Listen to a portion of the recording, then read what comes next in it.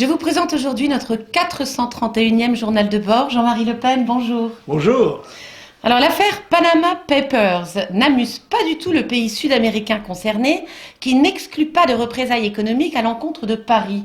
Comprenez-vous sa colère ? J'ai appelé ça dans mon tweet Panama Pampers, vous savez,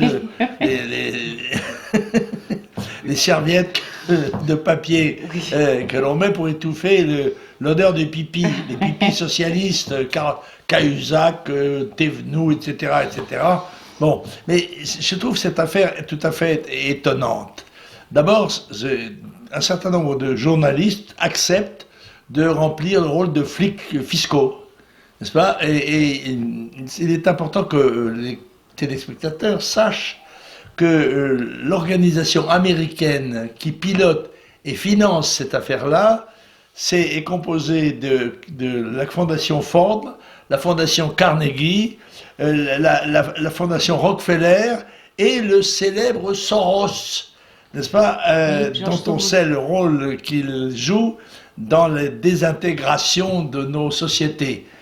Alors, c'est une opération baudruchienne, comment dirais-je, malséante et malodorante, qui durera d'ailleurs 3 semaines, peut-être 15 jours, même pas 2 jours dans le domaine médiatique. Ça aura sans doute des conséquences dans un certain nombre d'autres domaines. Par exemple, vous savez qu'il y a très peu, il n'y a pas d'Américains dans ces 11 millions de dossiers. Il n'y a pas d'Allemands, mais il y a un Anglais, Cameron. Alors lui, il est peut-être visé pour des raisons qui touchent à sa position européenne, je ne sais pas. Quoi qu'il en soit, comme par hasard, mon nom a émergé là-dedans, alors que je ne suis strictement pour rien, qui ne figure pas d'ailleurs dans les dossiers en question. Mais après tout, on s'est dit que il paraît qu'il y en a un qui habite la Celle-Saint-Cloud aussi, dans la même ville que Le Pen. Par conséquent, l'occasion est bonne, on peut toujours en parler, qu'on en parle en bien, qu'on en parle en mal, l'essentiel c'est qu'on en parle. Bon, alors par conséquent, on a parlé de Le Pen, etc. Bon, j'attends, d'autant que dans le domaine de, comment dirais-je, du tir d'artillerie, j'ai l'habitude. On n'en doute pas.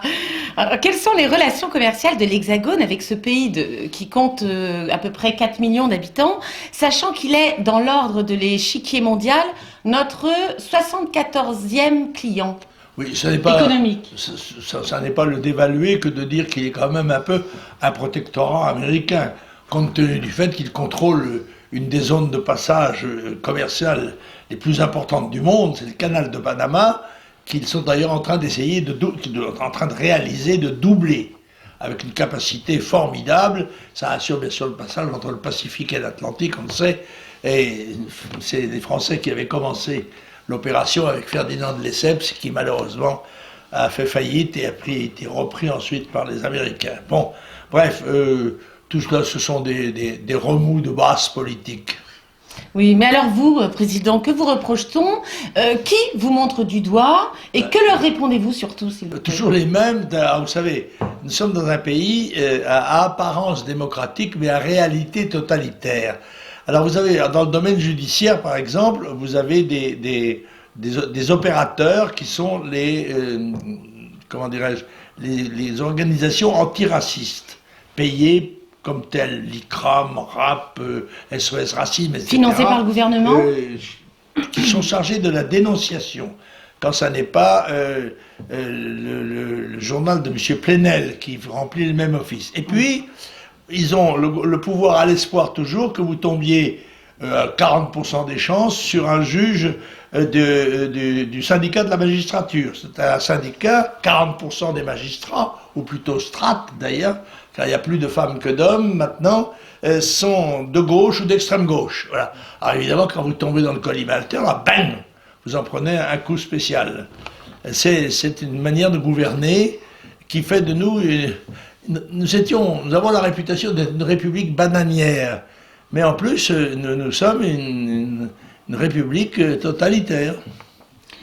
Alors, le Premier ministre belge s'insurge contre les États qui jugent la Belgique défaillante face au terrorisme, rétorquant à ses détracteurs que les USA avaient mis 10 ans, eux, de leur côté, à pouvoir stopper Oussama Ben Laden.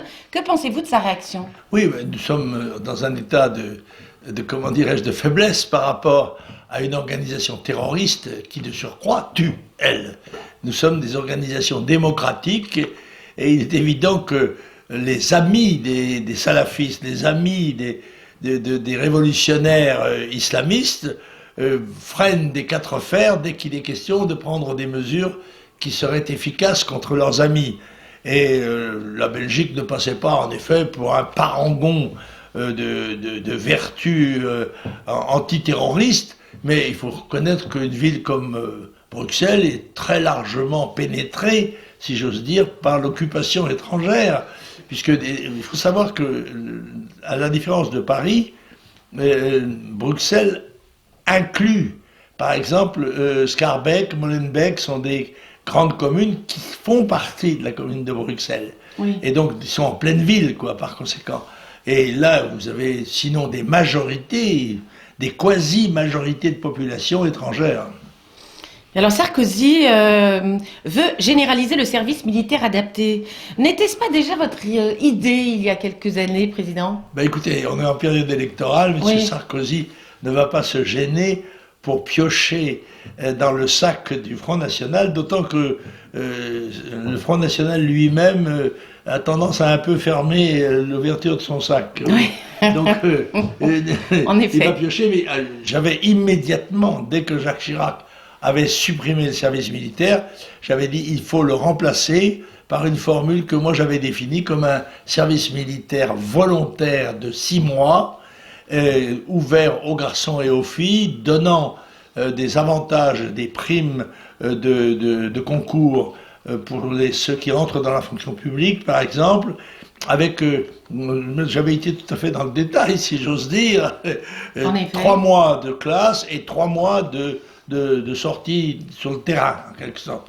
Et ceci devant former la garde nationale, la réserve, en quelque sorte, des forces de sécurité. Voilà. Mais ça n'avait pas été retenu, bien évidemment, puisque ça venait du Front National et de Jean-Marie Le Pen, ça n'était pas pris en considération. Alors, le tribunal correctionnel de Nice vient de vous condamner à 5 000 € pour provocation à la haine et discrimination ethnique pour avoir qualifié, je cite, de présence urticante et odorante que celle des Roms. Puis, le tribunal de Paris, à 30 000 €, vous a de nouveau aussi condamné pour contestation de crimes contre l'humanité lorsque vous avez qualifié les chambres à gaz de détails de l'histoire de la guerre sur BFM TV en avril 2015. Faites-vous appel, Président? Et bien sûr, je fais appel dans ces deux affaires, mais vous oubliez le même jour le rejet par la Cour de cassation de mon recours contre un arrêt me condamnant aussi dans une affaire de Rome, quand j'avais dit, en plaisantant, qu'un Rome m'avait dit, oui, nous sommes comme les oiseaux, nous volons naturellement. C'est dire, ces trois affaires montrent plusieurs choses. D'abord, qu'il n'y a pas de liberté d'expression dans notre pays. Et même pas pour un homme politique qui est en quelque sorte missionné pour ça. Moi, je suis en quelque sorte payé par les citoyens pour parler en leur nom. C'est pour cela qu'ils m'élisent.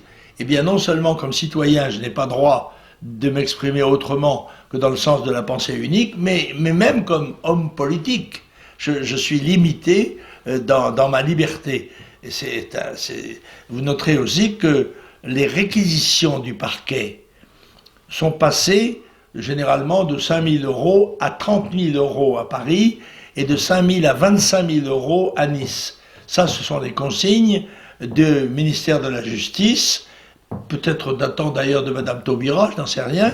Vous savez que les parquets, les procureurs sont aux ordres du ministre de la Justice et de la politique. Ce sont donc des opérations politiques qui sont menées contre un homme qui incarne encore, quoi qu'on en pense, une certaine ligne politique nationale. Bien sûr. En somme, en France, désormais, les seuls qui aient droit à la liberté d'expression sont les trublions de Charlie Hebdo. Oui, mais il n'y a pas eu que ça, parce que dans le même temps, j'ai eu 5 injonctions Oui. fiscales le jour de Noël, pratiquement, plus une plainte du socialiste Nadal, qui est le président de la commission, c'est plus la commission, c'est la haute autorité pour la transparence, qui ne voit que d'un œil. Hein. Il ne voit que de l'œil droit. L'œil gauche, il ne voit pas. C'est comme moi. et donc, qui m'a valu 3 perquisitions, qui sont des actes absolument scandaleux, où toute votre vie est étalée en quelque sorte aux yeux des policiers chargés de l'opération, votre vie privée, votre vie personnelle, votre situation économique, etc. C'est extraordinaire. Alors, en vous rappelant qu'ils avaient mis 6 heures à casser le coffre-fort qui datait de Napoléon III. N'est-ce pas ? Et plus autre chose, la revendication par le Parlement européen, qui me réclame 320 000 euros, qui sont le salaire et les charges de mon assistant parlementaire qui était M. Jalc. Oui, Jean-François Jalc. Oui, c'est ça, le président de la commission qui m'a exclu. Bon, et ces 320 000 euros, sous le prétexte qu'il aurait, en 5 ans, travaillé 3 semaines pour quelqu'un d'autre.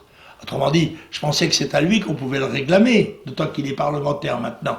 Non, c'est à moi qu'on le réclame. Ah bon, dans tout ça, il y a un ensemble de tirs d'artillerie, ça s'appelle un battage d'artillerie, et tout ça, peut-être dans le but de me déstabiliser. Je ne suis pas déstabilisé. Oui, vous êtes quand même assez solide, faut le dire. Oui, Hein. Dieu merci. Oui. Alors, le prélèvement à la source de l'impôt sur le revenu, vous semble-t-il est sérieux et réalisable, Président ? Je crois que ça n'est pas sérieux et ça n'est pas réalisable. Ça n'est pas sérieux parce que le fait, c'est notre cas au Parlement européen. Nous avons une retenue à la source. Mais la retenue à la source ne peut pas tenir compte des éléments personnels du contribuable, sa situation de famille, ses équilibres financiers extérieurs. Il y a peut-être d'autres ressources que son simple salaire. Par conséquent, c'est une mesure démagogique et qui, je pense, n'aura pas beaucoup d'avenir. Bien, alors Emmanuel Macron lance son parti En Marche, qui est ni à gauche ni à droite. Que cela vous inspire-t-il ? J'ai dit ça hier sur Canal+, dont j'étais l'invité. Oui. Monsieur Macron porte le chapeau de gauche. Et puis les chaussures de droite. Encore que, vous voyez, c'est un peu ambigu parce qu'il y en a une de gauche et une de droite déjà. Et puis entre les deux, il y a un personnage qui est difficile à définir, qui est ambigu et qui, me semble-t-il, entre dans une stratégie hollandique. Donc, attendons pour voir.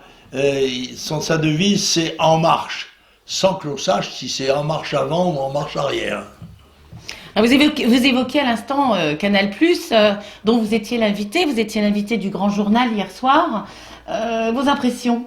Bon, écoutez, j'ai été reçu convenablement à tous les échelons, je veux dire. J'ai pu m'exprimer absolument librement, sans problème. Regardez-la. Je n'y manquerai pas. Alors, René Maratier. Je crois qu'elle est sur notre site, d'ailleurs. Elle sera sur notre site en fin d'après-midi. René Maratier, ancien maire de la Faute-sur-Mer, a été condamné à 2 ans avec sursis, mais toujours éligible. Vous avez toujours considéré cet homme injustement accablé ? Absolument. J'ai toujours pensé que la responsabilité de cette catastrophe, qui avait causé plusieurs dizaines de morts, n'est-ce pas, était celle du préfet. Car c'est lui qui aurait dû provoquer l'évacuation, donner un ordre d'évacuation qui n'a pas été donné, et il me semblait que la responsabilité de l'État dans cette affaire était beaucoup plus importante que celle de la commune, et que le pauvre maire était un peu le bouc émissaire d'une carence gouvernementale et nationale, en fait. Alors, vous avez quelques lectures, Président, cette semaine. Alors d'abord, j'ai fini le livre de Régis Le Sommier, Daesh, l'histoire. Intéressant parce que il retrace un petit peu les origines qui sont lointaines des phénomènes que nous connaissons aujourd'hui. C'est un livre, à mon avis, qui paraît, d'ailleurs, je cherche La maison aux d'édition. éditions de La Martinière, et qui est Daesh, l'histoire, Régis Le Sommier. C'est un élément de jugement important. Et puis, j'ai retrouvé un petit trésor dont je ne veux pas vous priver. Un petit trésor qui est l'anthologie de la poésie grecque de Robert Brasillac. C'est un livre qui est paru chez Stock en 1954, n'est-ce pas? C'est-à-dire 10 ans après la guerre, et dont je vous donne le prix. Le prix, 960 francs. 960 anciens francs. Voilà. C'est-à-dire à peu près en euros? Ben écoutez, 9 francs lourds, et ça fait 1,5 €. Passez vous Correct, dire un peu, abordable. hein. Là, vous ne trouverez pas de livre de cette. Alors, c'est un livre remarquable, d'abord qui évoque les poètes grecs qui sont maintenant très peu connus, y compris des lettrés, avec une présentation d'un côté le texte grec d'origine et de l'autre côté la traduction réalisée par Brasillac, je dirais en langage poétique. C'est un ouvrage absolument remarquable et que je considère comme un ouvrage de base. Si vous le trouvez, même sans l'écriture grecque, avec simplement la traduction, il en existe d'autres éditions que celle-là, mais celle-ci est évidemment une pièce de musée. C'est la raison pour laquelle je voulais la présenter à nos téléspectateurs. Bah, merci un million de fois, cher président. Je sais que vous êtes extrêmement pressé, Oui. donc nous allons nous quitter et nous retrouver la semaine prochaine. Merci, à bientôt.